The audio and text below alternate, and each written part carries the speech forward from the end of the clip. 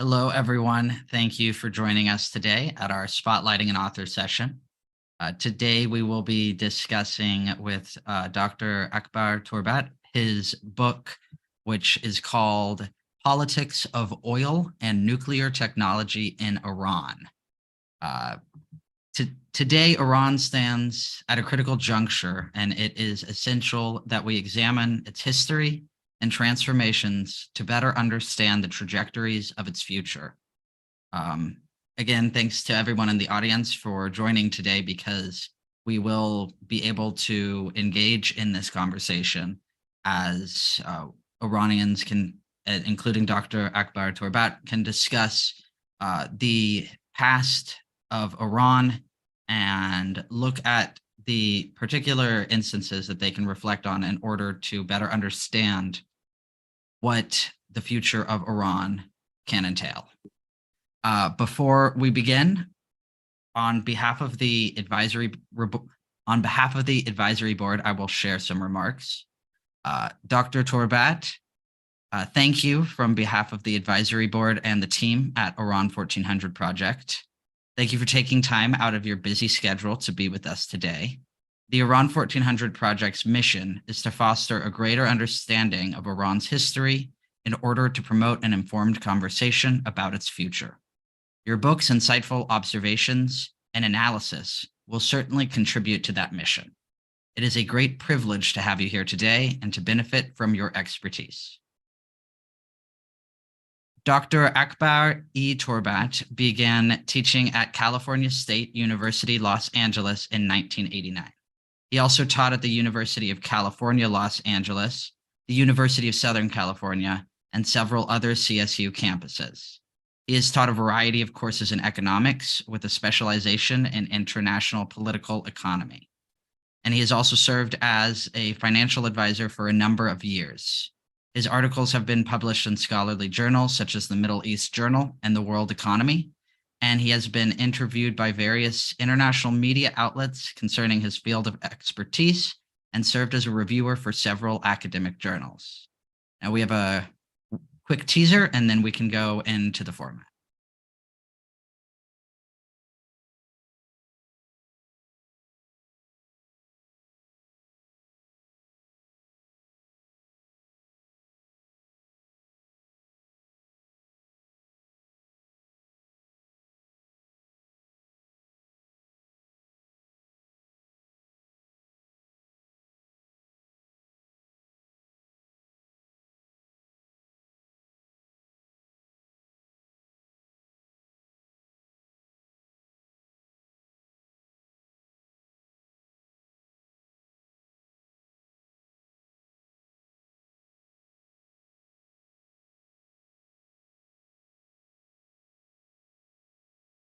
So for today's event, Dr. Torbat will discuss his book for around 30 minutes and show a slideshow that he's prepared. While he's doing that, y'all can think of your questions and either pose them in the chat or the Q&A section now, or email them to media@iran1400.org. But you'll also have time to think about those questions after the presentation, where we'll take about 5 minutes before we get into the Q&A session. Without further ado, Dr. Torbat, the floor is yours. Thank you, Sydney, for the introduction. So thank you for the Iran 1400 Project for elaborating and encouraging discussion on Iran. I'm going to go over a set of slides that I provided for this book. So I'm going to share my screen.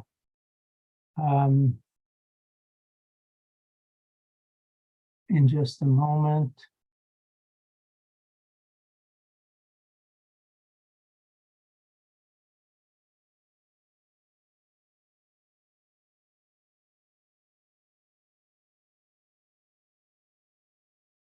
Okay. Is that showing? Yes, it's showing. Okay. Okay. So for information, for those who are interested in Farsi translation, there is a version of this book in Farsi available on ResearchGate and also in Spanish.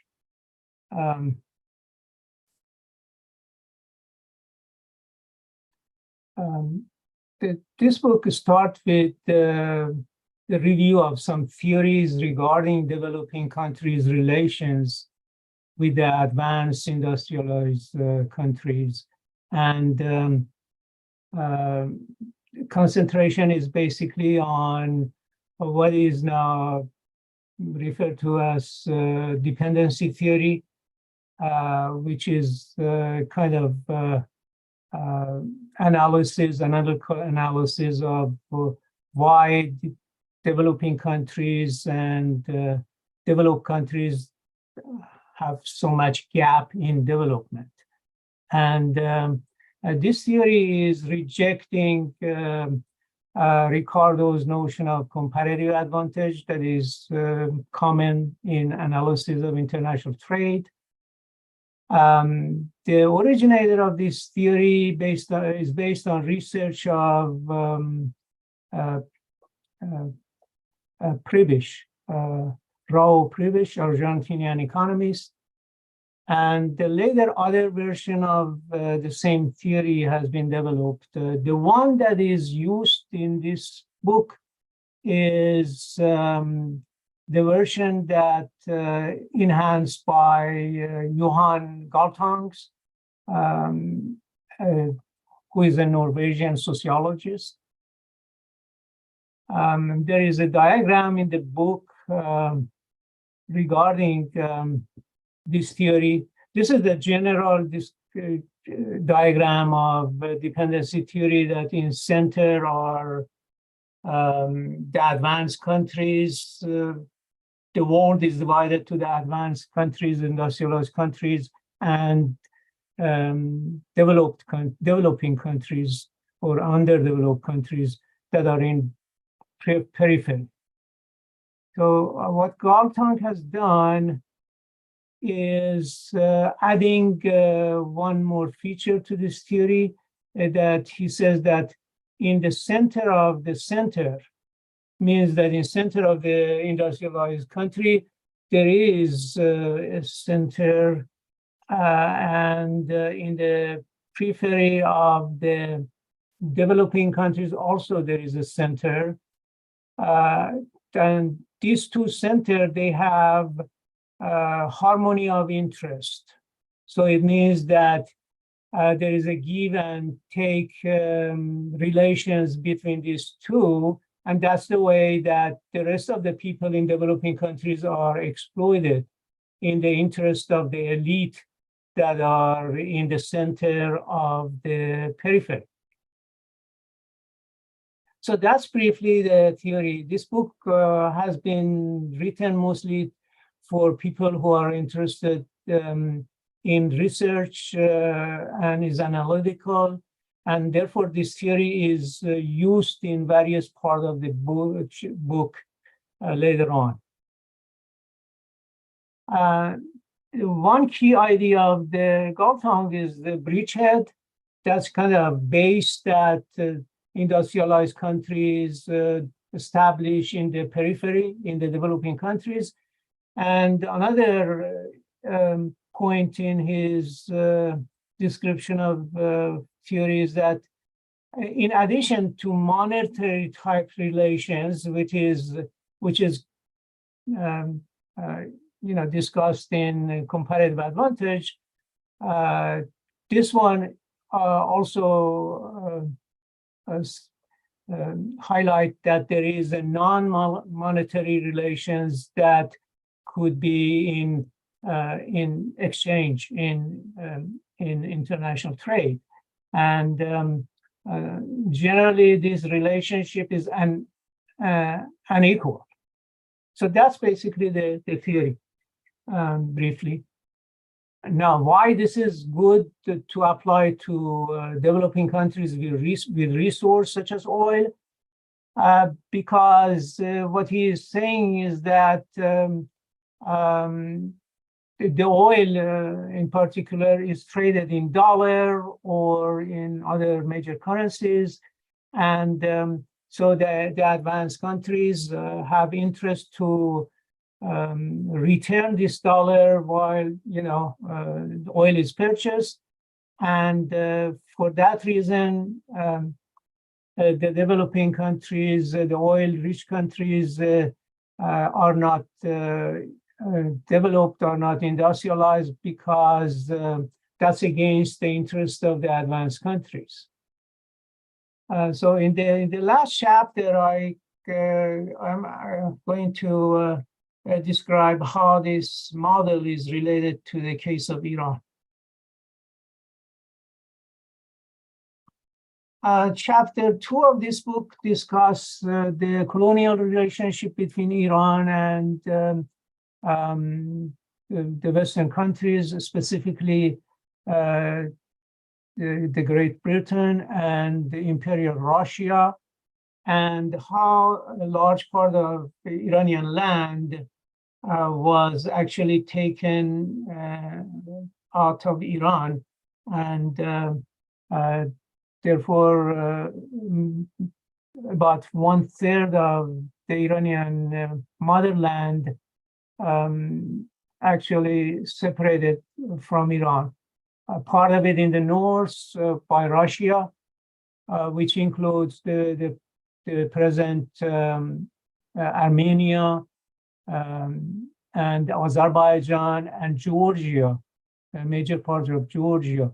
And in east part of Iran, part of Afghanistan and Pakistan, which used to be a part of Iran, now is separated. So this map is 1753.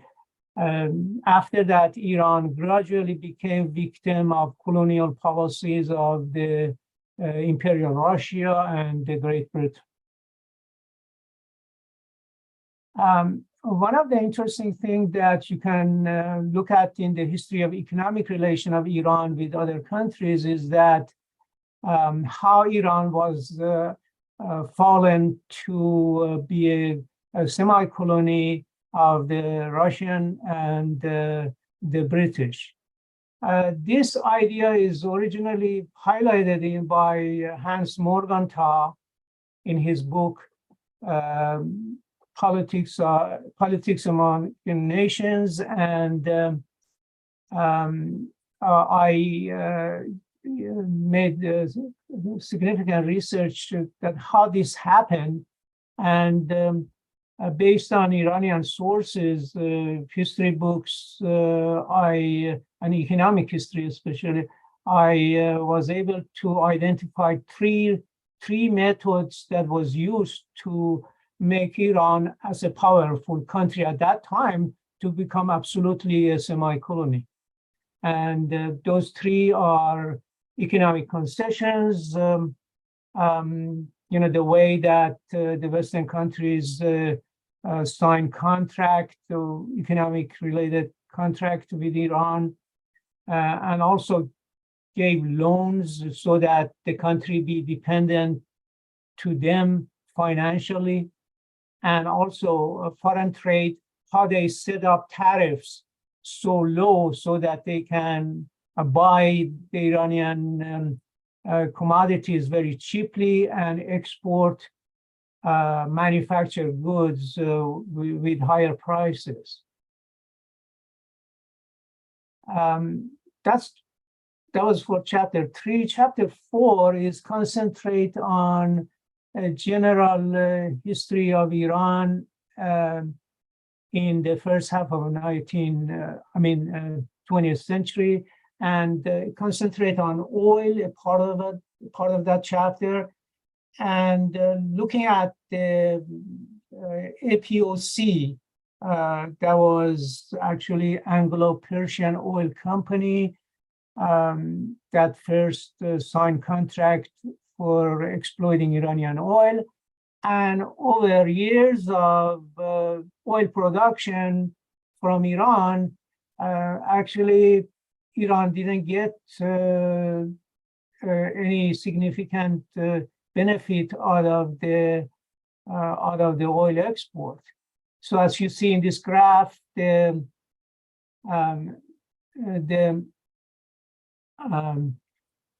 profit of FEOC is significantly higher than the gray bar, which is the Iranian royalty. And the same thing happened later on, because in 1933, Reza Shah modified this program, this contract, and signed a new contract. After that, also the same thing happened. And as you see here, it's so interesting to look at British taxes. That means that the taxes that the British government received out of Iran oil export was much higher than any other participant, which was basically profit that Iran received, and also the AIOC. You should know that this is AIOC, Anglo-Iranian Oil Company. The previous one was the Anglo-Persian Oil Company. So that's because the contract was changed and a new contract was signed, which was limited to a smaller part of Iran for oil exploration.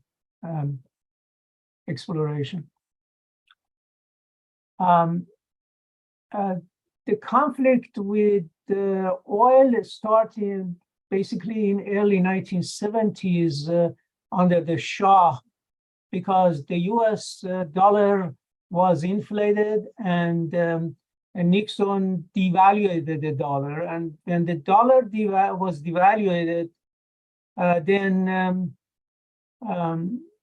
price of oil actually had to rise in dollar. And so the US did not want that happen. The oil importing countries didn't want that happen. And that was the conflict between advanced countries that are importing oil and oil exporting countries, the OPEC. And at the same time, Carter, when he was campaigning for his presidency, tried to attack Shah on their human rights abuses, because Shah actually had banned most of the left-wing parties, and also later on, the entire political parties were banned, and one single party sponsored by the government, which was Rastakhi's party, was established. And so because human rights was at issue, the Shah kind of loosened his control on political prisoner, and part of them were released. And so the opposition to the Shah actually substantially increased in 1978 and 1979 under the slogan of anti-colonial type issues. So it was kind of argument that Iran is too much dependent to the United States, and the United States is, making rule and controlling the economy in Iran.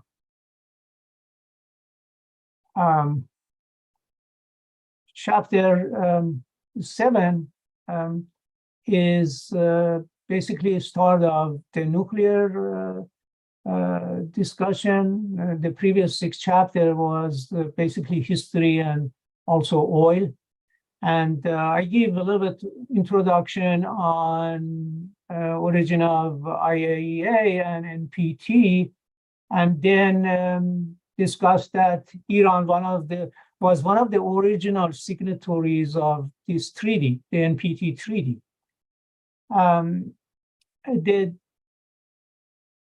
The nuclear issue started in 1976 because Iran wanted to enrich uranium indigenously, internally. And the United States was opposed to it. Henry Kissinger at that time, who was the foreign secretary, national security advisor, he actually disagreed with Iran and wanted enrichment to be done outside of Iran. So Iran invested in France for enrichment of uranium in a factory, which later actually the nuclear fuel was not delivered to Iran. So it was kind of breach of contract. Later, we will see that this is the kind of reason Iran want to have full control over domestic production of nuclear fuel. The present is actually a dispute generally between the nuclear states and Iran, is that Iran says that under Article 4 of NPT, it has full right to pursue nuclear technology in any capacity for peaceful purposes. And the advanced countries, the nuclear states, they are saying that Iran has not disclosed its past activities on nuclear technology development, and therefore is not good standing with the treaty.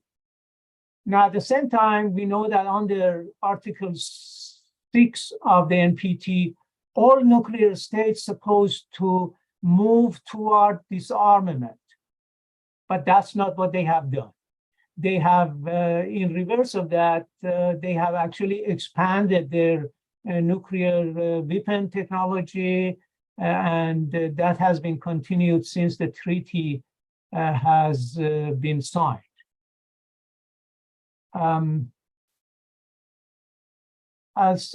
The later part of chapter 7 is talking about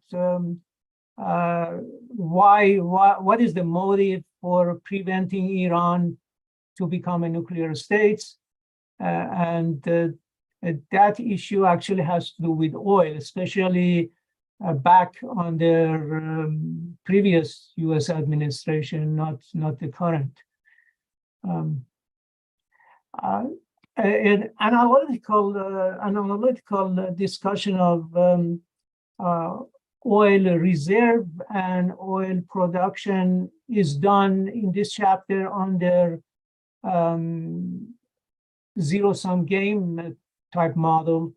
And in that model, the countries in the world are divided to oil-consuming countries. These are developing countries, and also advanced countries, the consumption. And because both of these countries need more energy in the future because population is increasing and the oil is finite, so what is the solution? And ignoring that, substitute energy sources such as solar or nuclear can contribute to production of energy, but also just the oil. There is going to be conflict if both of these set of countries want to increase use of oil. So in this cell, as you see, is conflict under consuming more by the developing countries and consuming more oil by the advanced countries. The best solution is less for each side. So that's kind of analytical analysis of what will happen in future if the substitute energy from other sources cannot compensate for the need for increase in energy, in oil.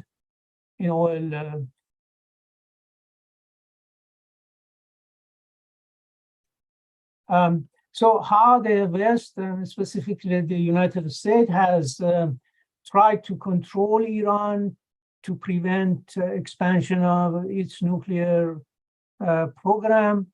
there are four policies that are discussed in this book in the latter part. In chapter 9, 10, 11, all those methods, policies of the United States and other Western countries and the US allies are discussed. So the first one, which is in chapter 9, is talking about generally economic sanctions, and then the media propaganda against Iran and threat of military intervention. And in chapter 11 is talking about diplomacy that actually led to JOCPE, PC. So that is basically the summary of all those chapters.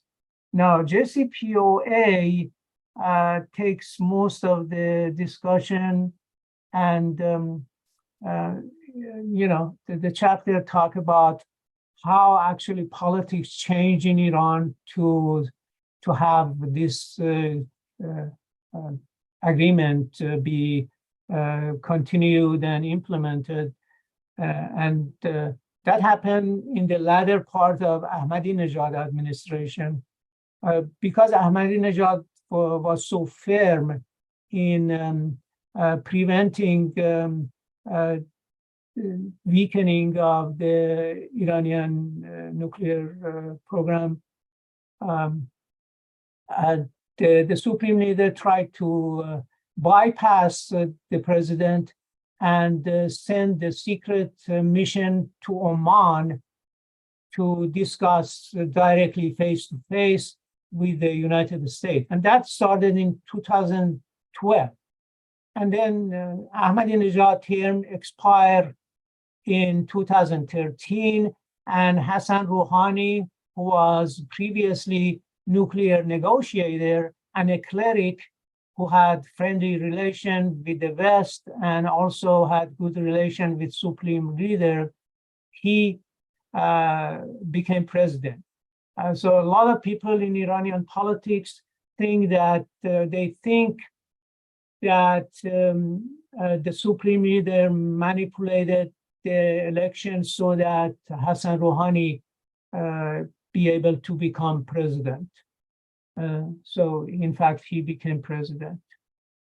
Under Ahmadinejad, a brief solution was found for exchange of nuclear fuel with low-grade uranium that Iran had, but that didn't go through because the United States finally rejected that. The Secretary of State, Hillary Clinton, rejected that contract. So that didn't happen.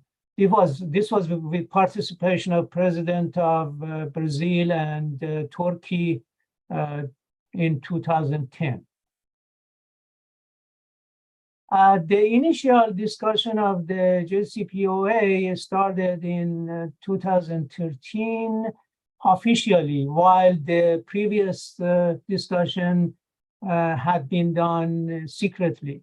And in 2015, actually, this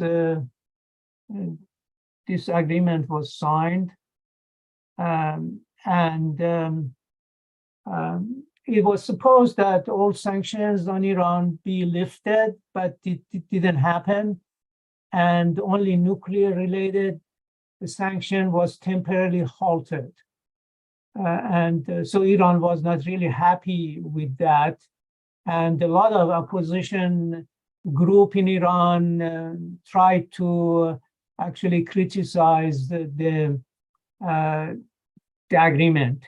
But Hassan Rouhani actually misled Iranians. He said that the agreement is very good, is in favor of Iran, and he actually dictated that professors in the universities should praise the agreement. So the clerics came to Friday praise, and actually praised the agreement, that this is a very good agreement. They have won and they have defeated the United States.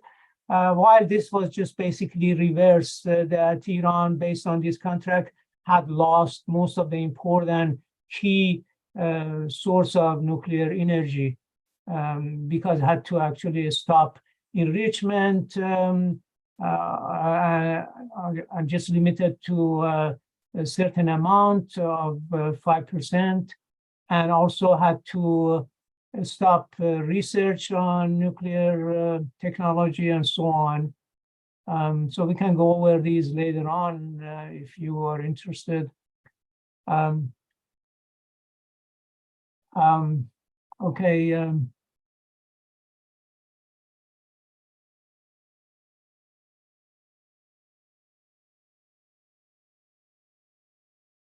Okay, after chapter 11, we can discuss what happened.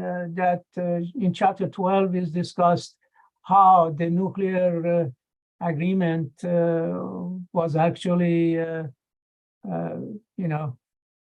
stop United States at that time. President Trump gave 120 days ultimatum to other signatories, the European and Russia and China, to revise the agreement and provide a supplement that actually the US wanted.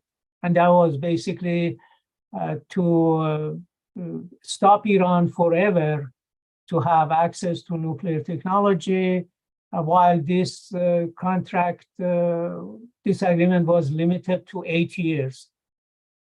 And since the other signatories could not comply and could not force Iran to do that, the agreement actually was fell through, and Trump pulled out US out of the JCPOA in May 2018.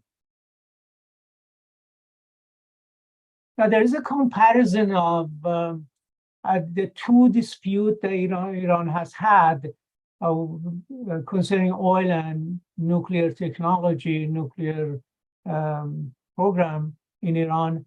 And these two are compared in chapter 13.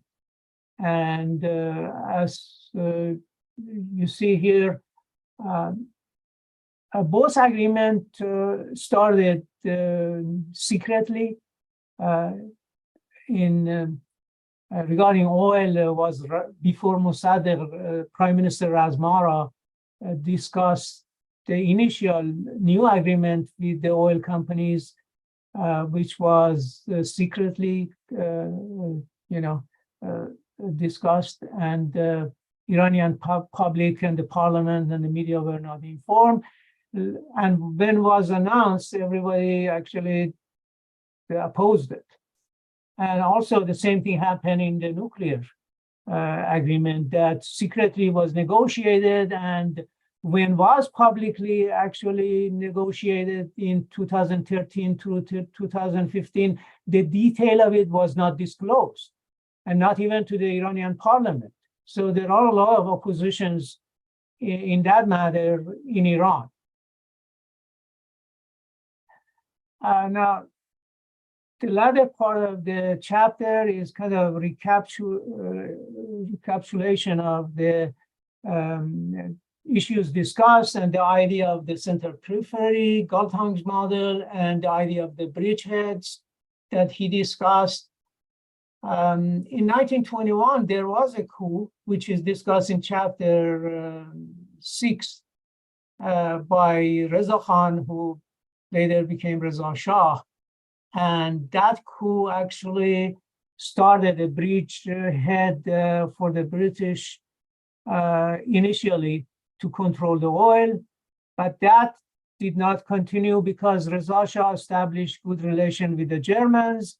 And in 1942, that relationship with the German stopped because Reza Shah was deposed by the Allied forces who invaded Iran in 1942.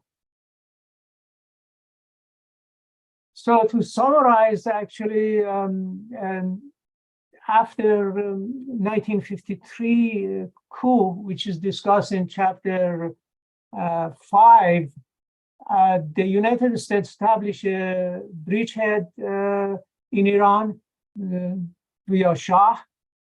So Shah became actually dependent, his throne, to the West and to the United States and Britain, because the coup actually overthrew Mossadegh, who was popularly elected and was very popular. And that was a bloody coup. After that, for a while, for a couple of decades, Iran oil actually was under control of the Western oil companies, the consortium. And in 1973, Shah tried to renationalize the oil. So he kind of raised his voice that this contract was not in benefit of Iran.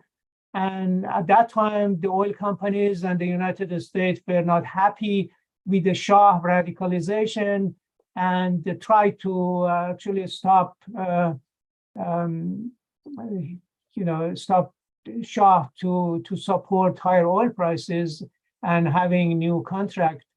And from that time, the government of the Shah gradually weakened until 1979 that he was actually overthrown.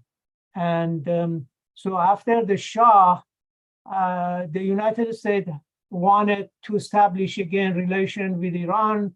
And we know that under Iran-Contra affairs, the United States tried to initiate that contact through one of the cleric, Akbar Hashemi Rafsanjani, who was at the time the U.S., the Iranian head of parliament, and leading the, later on when he became president, after Rafsanjani became president, he was a leading head of the reformist factions, which U.S. had friendly relations with the reformists. And in the under the Rouhani administration, U.S. had good relations with Zarif and Rouhani, and tried to establish relations with the reformists and the government of Iran in general, but was not effective because actually because of the criticism of the nuclear agreement, Zarif and Rouhani became so weak, and therefore the new bridgehead was not effective. So that's basically generally the conclusion in the last line, that the dominating countries, the big power, the Western industrialized countries, always they can normally achieve their goals in the expense of the developing countries. And in that two cases, is proven that Iran actually was not able to protect its interest. And so it was defeated in both cases. Now, of course, this is analysis until 2019, when this book was prepared for print. And later, of course, there has been some events that may have changed this argument. Okay, I kind of stop here, and I'm open to questions. Fantastic. Thank you so much for that great presentation, Dr. Torbat. Thank you very much. If you could just stop the screen share, then Okay. we can, perfect, go into it. So I have a few announcements for the audience, but for those of you who have questions, please do send those in the Q&A section on Zoom, and we will be happy to get to them. Some quick announcements. We have an upcoming article that's going to be published on the website, so please do make sure that you are subscribed to our emails, which you can do at iran1400.org. The article will be about dance in Iran and the Iranian diaspora, and it will be written by Dr. Anthony Shea. We also have a series on labor that is coming out and will be finished in the next few weeks, but we already do have 3 episodes out on labor in Iran. The most recent one is an interview with Dr. Kaveh Ehsani about the social history of labor in Iran. Also, please stay tuned. We also have a podcast coming out with Dr. Behnam Fomeshi about poetry in Iran. And we'll have a podcast with Dr. Claudia Yacoubi about the evolution of sexuality in Iran. We also are accepted, the Iran 1400 will be sponsoring a panel at the Middle Eastern Studies Association. The theme will be exploring the inspirations and ambitions behind woman, life, liberty. It should be a really, really interesting discussion. That's not until November, but we're very excited about it. If you'd like to learn more about the project, please check us out at iran1400.org. You can find us on all of social media at Iran 1400 Project. And if you want to be notified of all of this, you can scroll down to the bottom of our website and sign up for our email alerts. On to the question segment. Again, for those of you who would like to ask questions, please share those in the Q&A section. While we wait for some of y'all to come in, I can start with one of my own. Dr. Torbat, the goal of the Iran 1400 project is to examine the evolution of an idea or an institution over the past century. The story of oil in Iran is obviously incredibly complex and a good example of what we're hoping to analyze at the project, because the evolution is not only complex, but fascinating and definitely shows a lot about the history of Iran, the Iranian people, the economy, and so on. Could you elaborate more on how the shift occurred of Iran going from Iran's oil being run from a foreign power, the AIOC, to essentially now being sanctioned by a foreign power, now the US?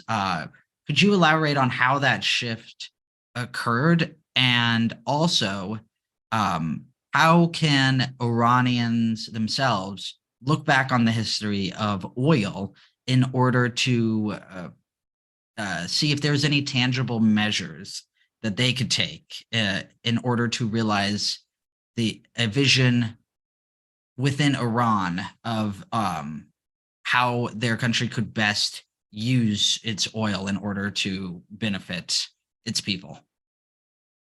I guess that's an interesting question.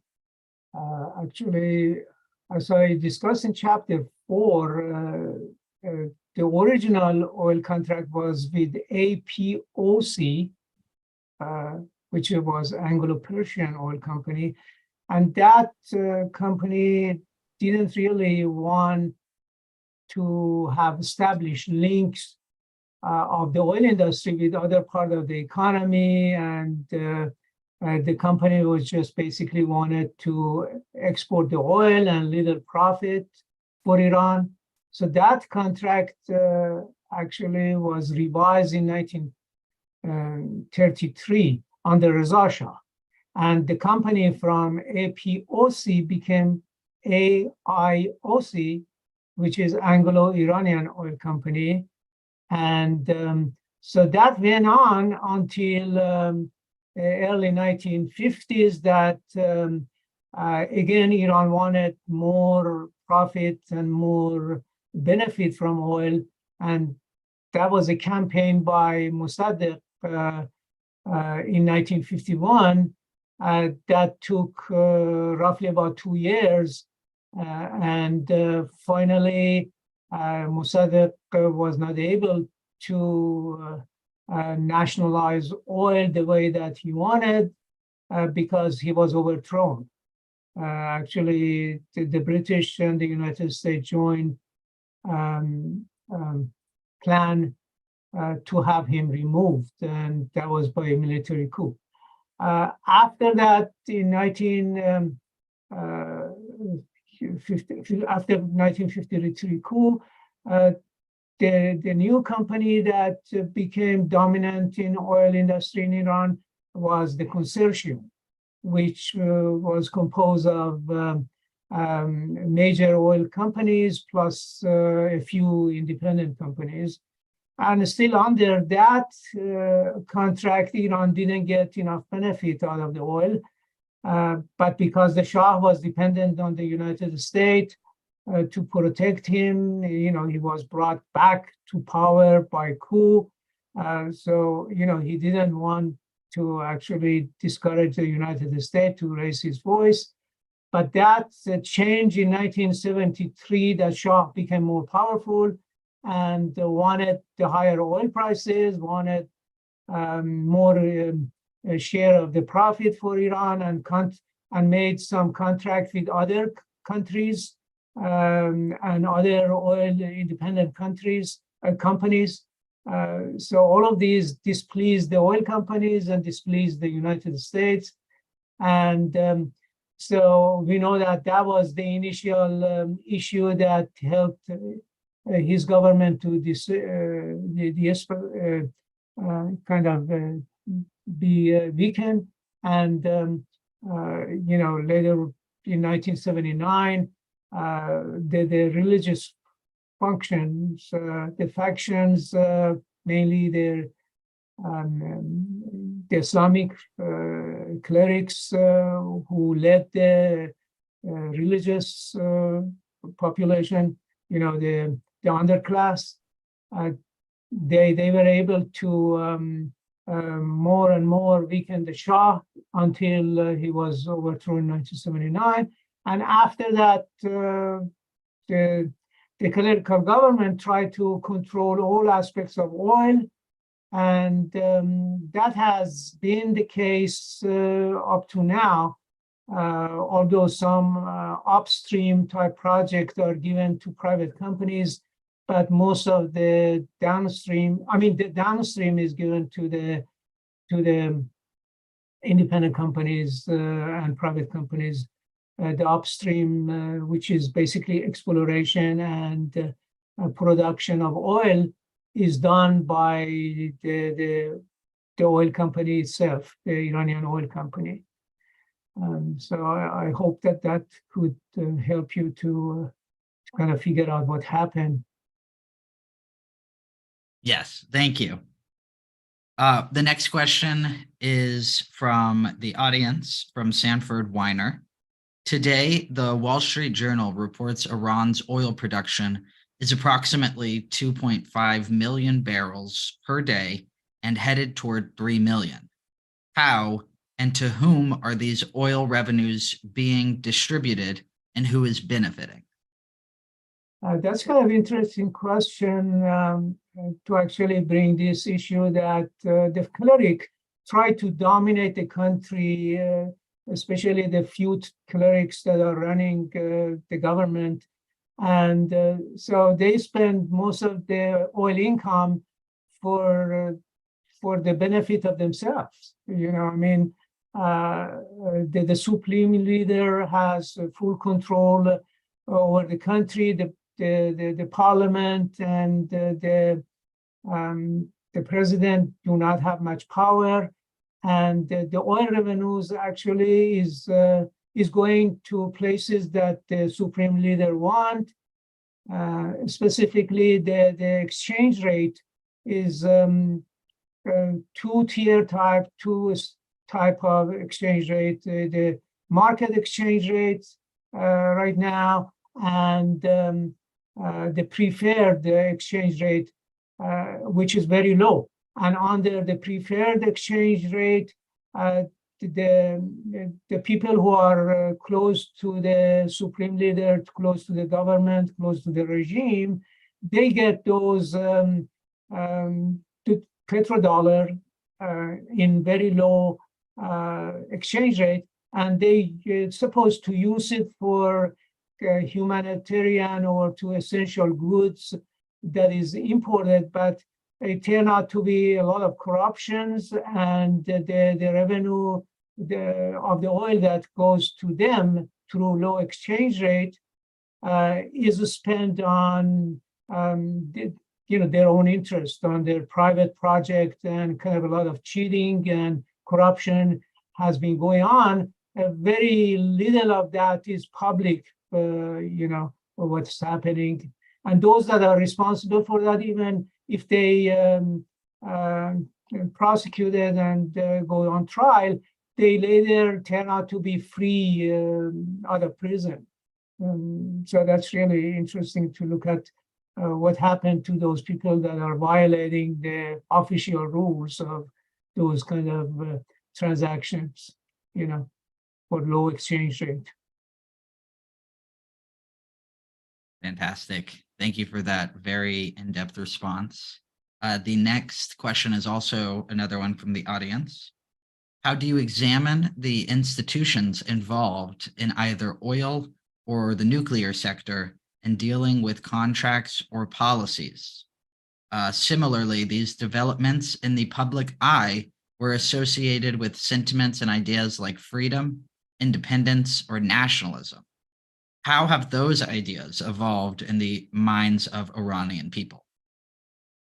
Well, the institutions that are engaged in oil, or actually mostly on nuclear agreement discussions, are appointees of the supreme leader, the Iranian parliament. The Iranian people do not have any choice on that. The system of Iranian government is kind of theocracy. That supreme leader has full power on most organs of government, and so he sent his relatives, his friends to negotiate contracts, and the outcome, of course, is in favor of his government. Iranian parliament, the president do not have much power. So the institutions that are under control of the supreme leader do not have really that much responsibility to Iranian people. Very limited.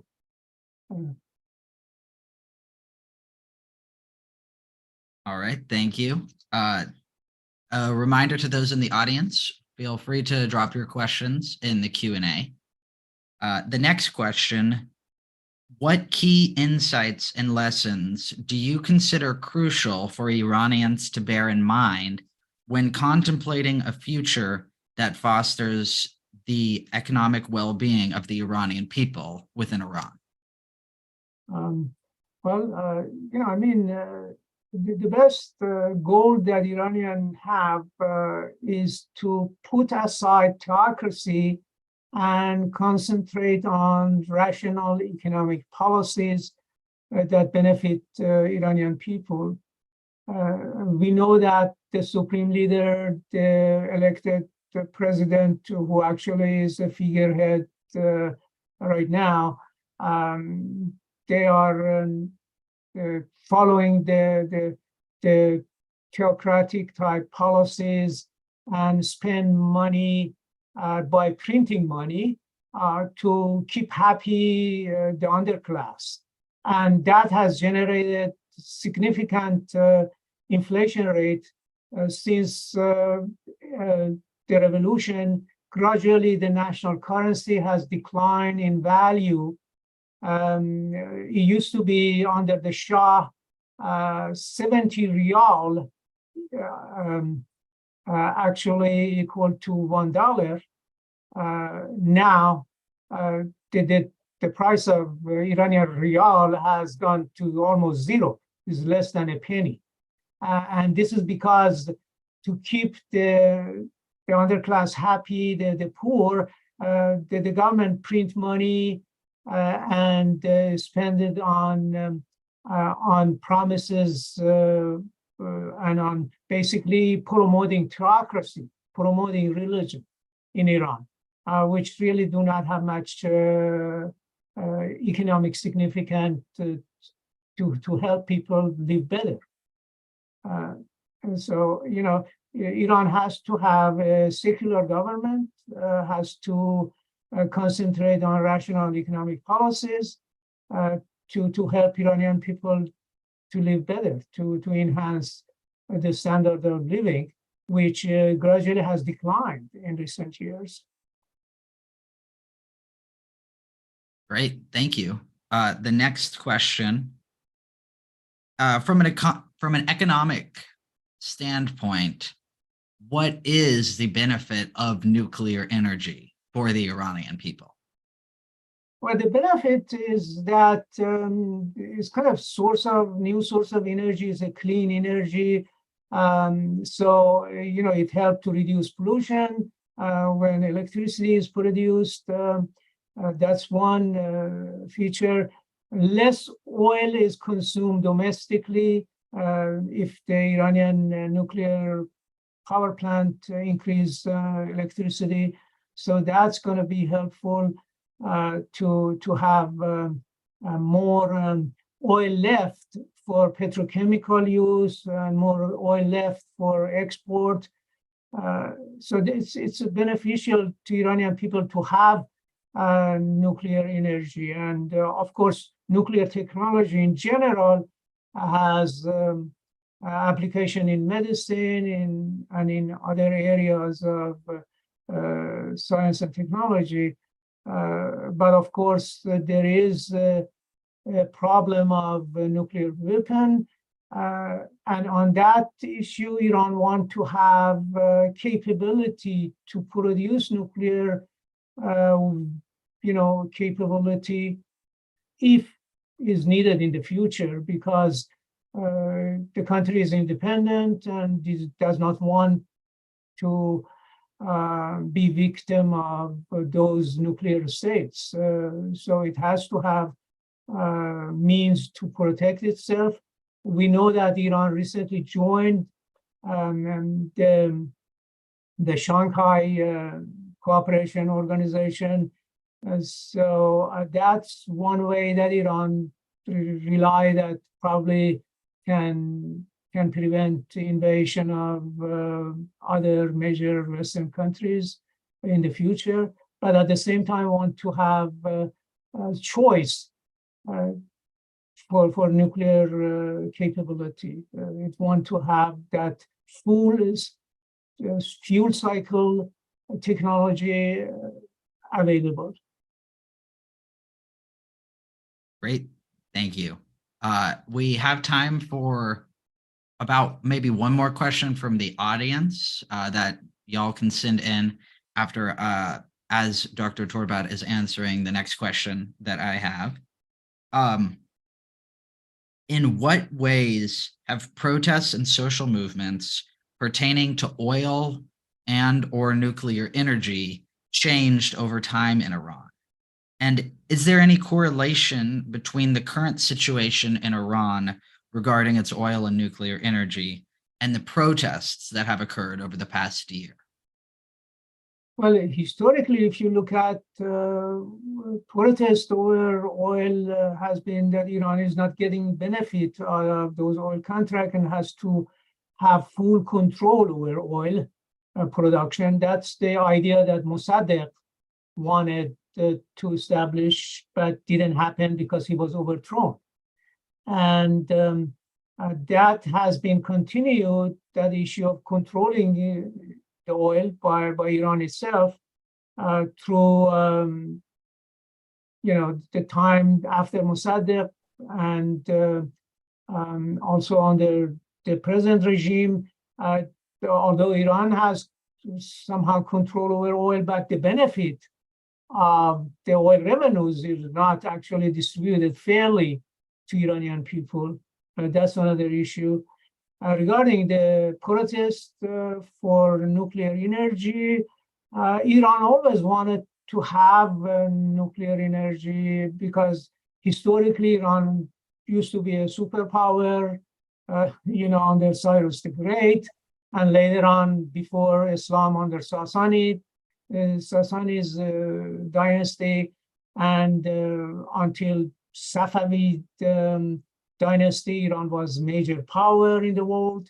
Suddenly, Iran became a semi-colony under the British and Russia, and so Iranian nationalism is live and well, and want to have a strong Iran, but a strong Iran cannot happen under the clergy rule. So definitely the theocracy has to put aside, and secular government, a democratic government has to come to power to help Iranian to get ahead. The recent protest, I don't think that is related to oil or nuclear, is mainly is social issues that the government, has dictated to Iranians. The women want to actually have more rights. They want to wear dress that help them to work openly and participate in production of various services and manufacturing institutions. So they have to join labor force as a teacher, as a factory worker, as a nurse and doctors and medicine and so on. But the government, the Iranian government, doesn't want to do that. The clerics want Iranian women to stay at home, be homemaker, and not actually participate in the economy. So that's not the way that the Iranian women want. Iranian women are now mostly educated. The number of Iranian women in university with the university education is almost equal to men, and so they want all right that they can get on their Iranian government, but this government cannot let them happen. The clerics is fighting women's rights, all sorts of freedom, including media, music, books, internet, all of them under government control. So there is no way that people can express their ideas openly, and that has to change. And that's what the protest is about right now, and is normally, has continued since last year. Although is not open as much as it was last year, but still is going on. And so theocracy is in defeat. Theocracy is in defeat by Iranian nationalism, by women's rights, by secular parties, government, secular entities, parties that are opposing to the government. So it's continuing. Right. Thank you for that inspiring response. One last question, and then we can wrap the event up. How have sanctions themselves evolved since when they were first implemented on the on Iran's nuclear energy program? And what have been how have the economic effects evolved over time? Were sanctions implemented 2 decades ago have as much of a severe impact on the Iranian economy as they are having today, or have they just increasingly gotten worse? Sanctions in Iran on Iranian nuclear energy has been going on for a long time, as you know, roughly about 3 or 4 decades. and gradually has been tightened up by the United States,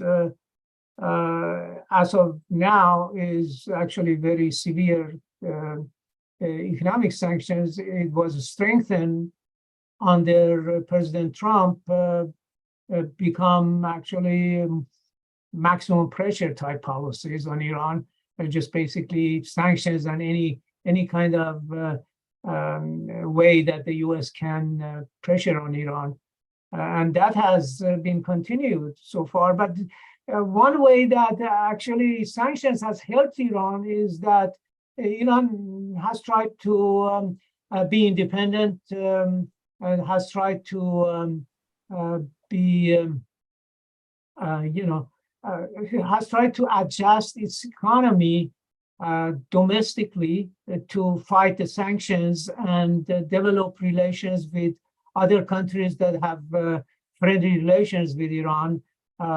Basically, the third world countries and Russia and China, right now they have good relations with Iran, and in Latin America, some countries have developed good relations with Iran. So because of independence, Iran has been able to succeed to advance in especially defense technologies and in some other technology. So it is helpful for Iran to be domestically or indigenously independent to foreign powers. That's one way that sanction has helped. On the negative ways, of course, Iranian have problem to import medicine, other type of needed important goods, which is not possible under sanctions, and they have to pay higher prices to import it either indirectly or by some sort of waiving the sanctions. And so that's the way it has worked so far. Great. And that is our last question. Thank you again, Dr. Torbat, for joining us today and for the insightful presentation and conversation. Well, thank you very much, Sydney, for your questions. It was very informative questions. I appreciate it. For those in the audience who are interested, you can find this book, Politics of Oil and Nuclear Technology in Iran, online, published by Palgrave Macmillan. Also, there is a PDF version in Farsi. If you check out Dr. Akbar Torbat's ResearchGate, the upload is there. Perhaps we'd even be able to attach that to an email that we'll send wrapping up this presentation for those of you who are interested. Please stay tuned for our September Spotlighting an Author session. We will be discussing journalistic practices in restrictive contexts, a sociological approach to the case of Iran with Banafsheh Ranji, and that is September 22nd. If you found today's event interesting, you can find similar articles and events online at iran1400.org or our YouTube page. On our website, we have an article, The Quest for Power and Respect, a survey of Iranian foreign policy since 1929 by Houshmand Mirfakhrei that will discuss some aspects of oil and nuclear energy. You can also look at our previous Spotlighting an Author sessions. We discussed oil crisis in Iran, from nationalism to coup d'etat, with Dr. Ervand Abrahamian. And we also discussed John Ghazvinian's book, America and Iran, A History. Again, thank y'all for coming today. Please do send us any questions or feedback that y'all might have for the project. We're curious to know, how do y'all think that we could help the Iranian community? What questions would you like answered? Who should we interview next, etc. And also, if y'all have any recommendations for who we should reach out to for not only interviews, but articles or podcasts and so on. Please do not hesitate to reach out with any questions or comments. Thanks again, Dr. Torbat, and thanks to the audience for joining us. Thank you, Sydney.